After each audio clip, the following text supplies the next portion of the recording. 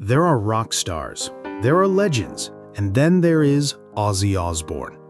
For over 50 years, he has been the high priest of heavy metal, the living embodiment of rock and roll excess and a walking, talking contradiction.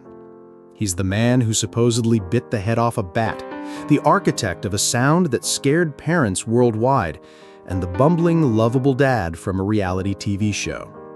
But beneath the myth and the madness lies one of the most incredible survival stories in music history.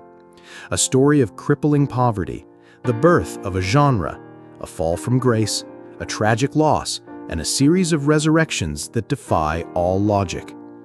This is the story of how John Michael Osbourne, a working-class kid from a bombed-out city, became the immortal Prince of Darkness. To understand Ozzy, you have to understand where he came from. He was born in 1948 in Aston, a grim industrial part of Birmingham, England.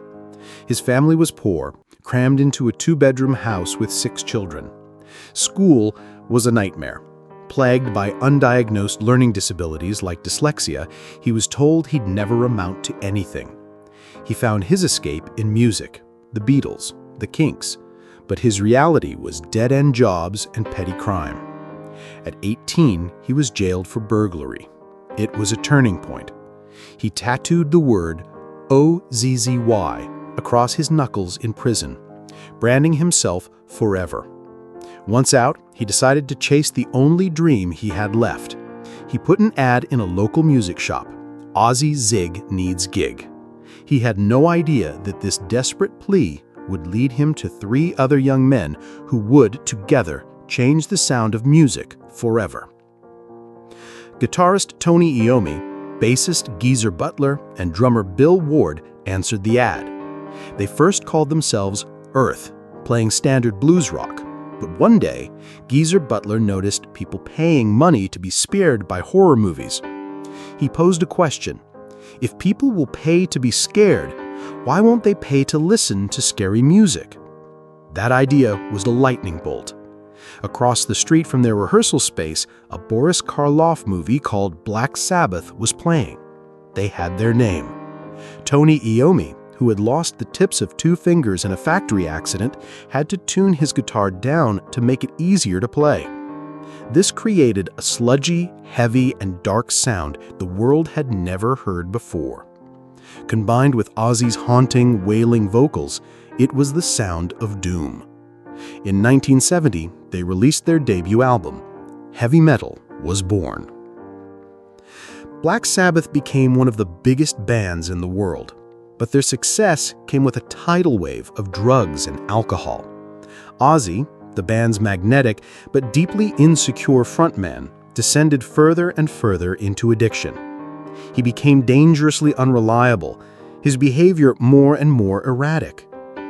The creative friction in the band reached a breaking point during the recording of the album Never Say Die.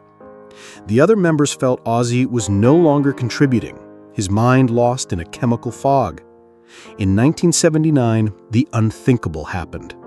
Tony Iommi, his oldest musical partner, was forced to fire him. The Prince of Darkness was kicked out of his own kingdom. Devastated and broke, Ozzy locked himself in a Los Angeles hotel room for months, convinced his life was over.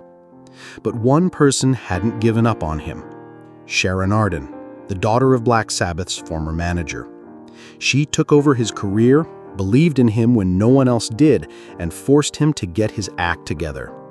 She encouraged him to form a new band.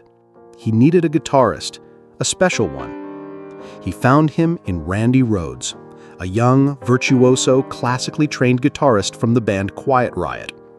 Randy was everything Ozzy wasn't: disciplined, focused, and a musical genius. The combination was electric. Together, they crafted the album Blizzard of Oz. It was a masterpiece, blending Ozzy's melodic instincts with Randy's jaw-dropping guitar work. Songs like Crazy Train and Mr. Crowley made Ozzy a bigger star than he had ever been with Black Sabbath. He wasn't just back, he was reborn.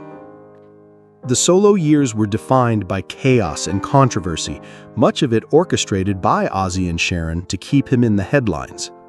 At a record company meeting, a drunk Ozzy bit the head off a dove. On stage, thinking it was a rubber toy, he bit the head off a real bat thrown by a fan. He was arrested for urinating at the Alamo. The myth of the madman was now fully formed. But in the midst of this chaos, an unimaginable tragedy struck. On March 19, 1982, the band's tour bus driver took Ozzy Rhodes and a makeup artist for a joyride in a small plane. While buzzing the tour bus, the plane's wing clipped it, sending them spiraling into a fiery crash. Everyone on board was killed instantly. Randy Rhodes was just 25 years old. Ozzy was heartbroken, losing not just his guitarist, but his closest friend and the architect of his resurrection. He was lost in grief, and many thought he would never recover. But Ozzy did what he always does. He survived. He continued to release successful albums throughout the 80s and 90s.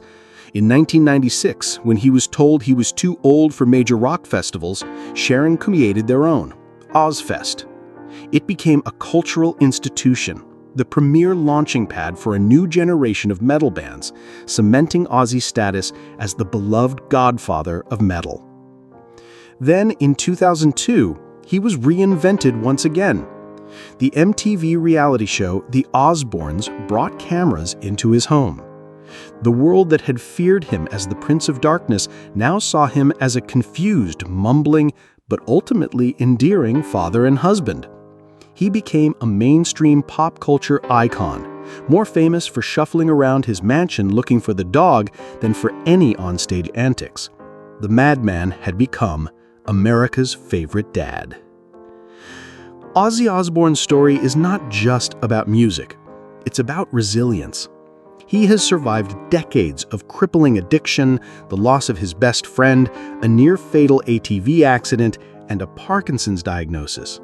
He's been fired, sued, banned, and ridiculed, yet he's still here. He has been on a farewell tour for what seems like a decade, because a force like Ozzy can never truly say goodbye.